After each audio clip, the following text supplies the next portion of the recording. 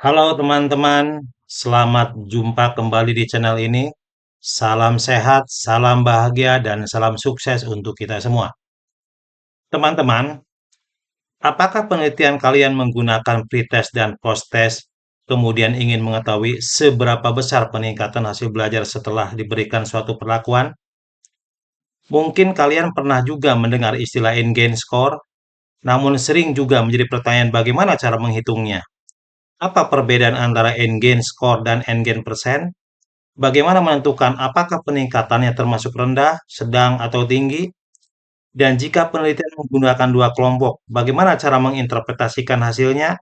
Nah, pada video kali ini kita akan membahas diagram alur menentukan dan menganalisis N-gain score pada data pretest posttest, mulai dari menentukan desain penelitian, memastikan data, menghitung N-gain, melakukan klasifikasi, sampai dengan interpretasi hasil. Jadi, mari kita ikuti langkah demi langkah. Langkah pertama, sebelum menghitung N-gain, kita harus mengetahui terlebih dahulu berapa kelompok yang diteliti. Apakah penelitian hanya menggunakan satu kelompok, atau menggunakan dua kelompok, atau lebih? Pertama, jika menggunakan satu kelompok, misalnya seorang peneliti ingin mengetahui peningkatan hasil belajar siswa setelah diterapkan model pembelajaran tertentu. Peneliti melakukan pretest, kemudian perlakuan, kemudian melakukan post-test. Dalam desain ini hanya ada satu kelompok yang diukur sebelum dan sesudah perlakuan. N-gain dapat digunakan untuk mengetahui seberapa besar peningkatan hasil belajar pada kelompok tersebut. Kemudian yang kedua, jika menggunakan dua kelompok atau lebih, misalnya terdapat kelompok eksperimen dan kelompok kontrol. Kedua kelompok sama-sama diberikan pretest dan posttest. Nah, dalam kondisi ini, N-gain dapat dihitung pada masing-masing peserta, kemudian dapat diringkas berdasarkan masing-masing kelompok. Dengan demikian, kita dapat mengetahui peningkatan pada kelompok eksperimen atau kelompok kontrol. Jadi, langkah pertama adalah tentukan terlebih dahulu apakah penelitian menggunakan satu kelompok atau dua kelompok, bahkan lebih. Langkah kedua, pastikan data. Setelah desain penelitian ditentukan, langkah kedua adalah memastikan data yang digunakan sudah sesuai apa belum.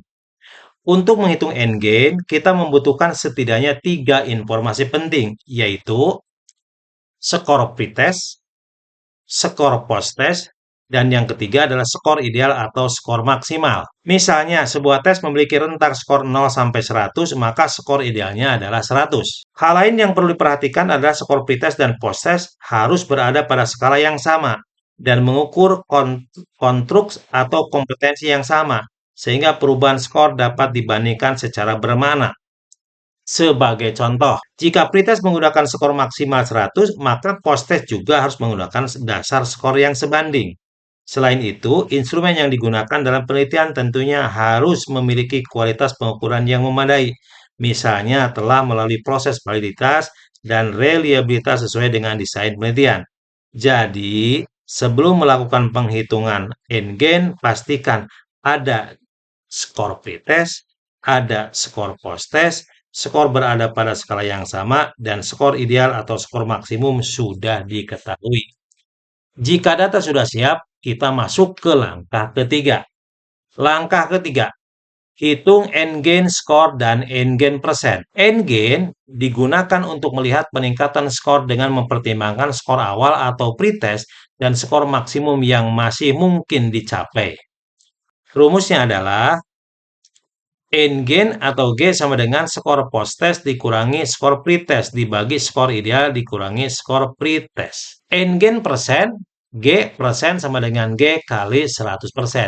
Mari kita gunakan contoh sederhana. Misalkan seorang siswa mendapatkan skor pretest 60, post-testnya 80, skor ideal 100. Maka G sama dengan 80 dikurangi 60 dibagi 100 dikurangi 60 sama dengan 0,50. Itu N-gain score. Kemudian N-gain persennya adalah 0,50 dikali 100 dikali 100% sama dengan 50%. Dengan demikian, N-gain score berarti 0,5 atau 0,50 sama dengan N-gain persen sebesar 50%. Perlu diperhatikan bahwa N-gain skor dan N-gain persen sebenarnya menunjukkan informasi yang sama dalam skala yang berbeda. N-gain skor menggunakan bentuk desimal, sedangkan N-gain persen menggunakan bentuk persentase. Jadi, jangan sampai keduanya dianggap sebagai jenis perhitungan yang berbeda. Keduanya berasal dari perhitungan N-gain yang sama. Langkah keempat, klasifikasikan N-gain dan efektivitas perlakuan. Setelah mendapatkan nilai N-gain, langkah berikutnya adalah melakukan klasifikasi. Untuk klasifikasi N-gain, salah satu rujukan yang sangat sering digunakan adalah Haig tahun 1998. Menurut klasifikasi tersebut, jika G lebih besar atau sama dengan 0,70, maka N-gain termasuk kategori tinggi. Jika G berada pada 0,30 sampai dengan kurang dari 0,70, maka termasuk kategori sedang. Sedangkan jika G kurang dari 0,30, maka termasuk kategori rendah. Karena N-gain persen merupakan N-gain yang dikalikan 100%, maka batas tersebut dapat dituliskan sebagai berikut. N-gain persen di atas 70% atau sama dengan 70% kategori tinggi. N-gain persen 30% sama dengan kurang dari 70% kategori sedang. Dan N-gain persen kurang dari 30% dikategorikan rendah. Kembali kepada contoh kita tadi. Tadi diperoleh skor N-gain 0,5 atau 0,50 atau N-gain persennya ada 50%.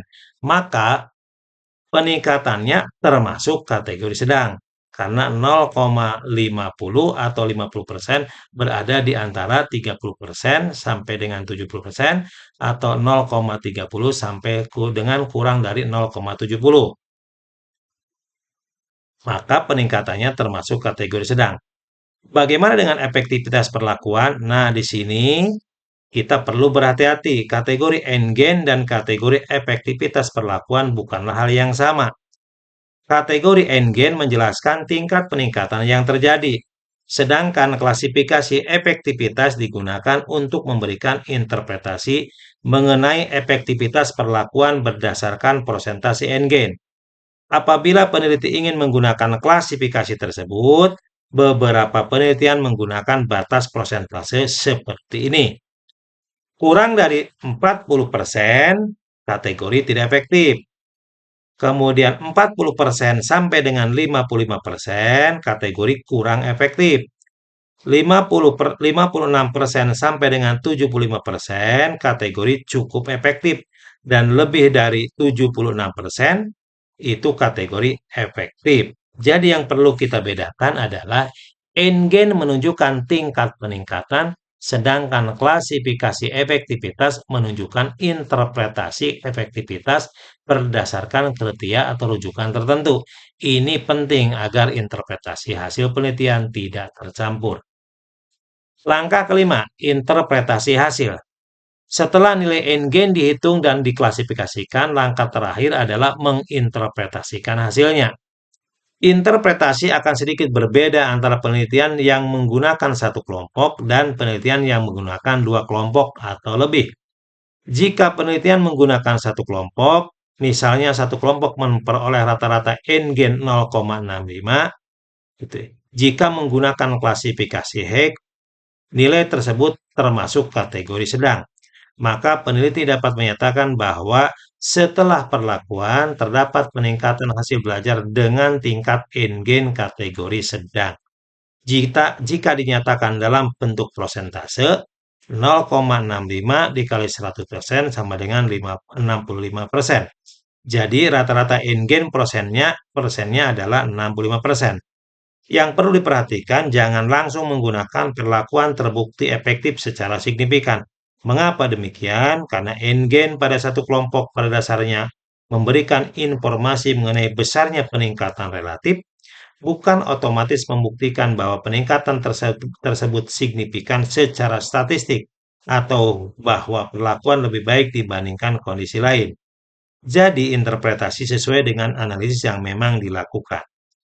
Kemudian, jika penelitian menggunakan dua kelompok atau lebih, misalnya penelitian memiliki kelompok eksperimen dan kelompok kontrol, kita dapat menghitung n-gain pada masing-masing peserta.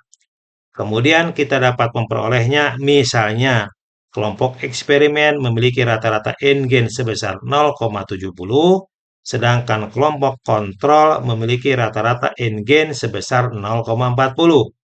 Secara deskriptif, kelompok eksperimen memiliki peningkatan n-gain yang lebih tinggi daripada kelompok kontrol. Tetapi jika pernyataan penelitiannya, apakah peningkatan antara kedua kelompok berbeda secara signifikan, maka kita tidak cukup hanya membandingkan angka 0,70 dan 0,40. Kita perlu melakukan uji statistik perbandingan yang sesuai dengan terhadap n-gain dengan memperhatikan desain penelitian dan asumsi yang relevan. Jadi, n-gain memberikan informasi mengenai besarnya peningkatan, sedangkan uji statistik yang digunakan jika kita ingin menguji perbedaan peningkatan antar kelompok secara inferensial. Dengan demikian, interpretasi hasil harus disesuaikan dengan tujuan penelitian. Ada beberapa catatan penting. Yang pertama, n-gain mempertimbangkan skor awal atau pretest. Karena itu, n-gain memberikan informasi yang berbeda dibandingkan dengan hanya menghitung selisih post-test dan pretest. Kedua, pastikan skor ideal yang digunakan. Jangan selalu menganggap skor ideal adalah 100 jika instrumen penelitian sebenarnya memiliki skor maksimum yang berbeda. Yang ketiga, pretest dan post-test harus memiliki dasar pengukuran yang sebanding. Keempat, jika penelitian menggunakan dua kelompok atau lebih dan peneliti ingin menguji apakah peningkatan antar kelompok berbeda secara signifikan, maka diperlukan analisis statistik lanjutan yang sesuai. Gitu ya. Jadi, keseluruhan alur analisis n-gain score dapat kita ringkas menjadi 5 langkah. Langkah pertama, tentukan desain penelitian, apakah menggunakan satu kelompok atau dua kelompok. Langkah kedua, pastikan data. Pastikan tersedia pretest, post-test, skala yang sama, dan skor ideal. Yang ketiga, hitung n-gain score dan n-gain persen. Gunakan rumus n-gain dan kemudian jika diperlukan ubah ke bentuk persentase. Langkah keempat, lakukan klasifikasi. Gunakan klasifikasi n-gain yang memiliki rujukan, misalnya Hayek, dan pisahkan dengan klasifikasi efektivitas yang memiliki sumber tersendiri. Langkah kelima, lakukan interpretasi hasil. Untuk satu kelompok, fokus pada tingkat peningkatan. Sedangkan untuk dua kelompok atau lebih, jika ingin mengetahui apakah peningkatan berbeda secara signifikan, diperlukan uji statistik perbandingan yang sesuai. Jadi jangan berhenti pada angka n-gain saja. Pastikan kita memahami apa yang dihitung, bagaimana mengklasifikasikannya, dan apa arti hasil tersebut dalam konteks penelitian. Demikian pembahasan kita mengenai diagram alur menentukan dan menganalisis n-gain score pada data pretest dan post-test. Sampai jumpa di video-video selanjutnya. Dan jangan lupa like, share, komen, dan subscribe agar channel ini berkembang dan bisa menyajikan konten-konten yang bermanfaat. Wassalam.